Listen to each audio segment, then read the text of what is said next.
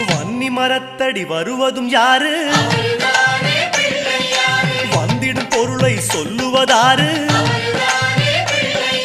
அவன் பொறி கடலை கேட்பது யாரு? நிதிமதி நிம்மதி தருவது யாரு? எருக்கம் மாலை கேட்பது யாரு? பிணக்கம் நீக்கும் சாமியும் யாரு? முன்வினை அறுக்கும் மூத்தவன் யாரு? அவரும் வாழ்வது எங்க?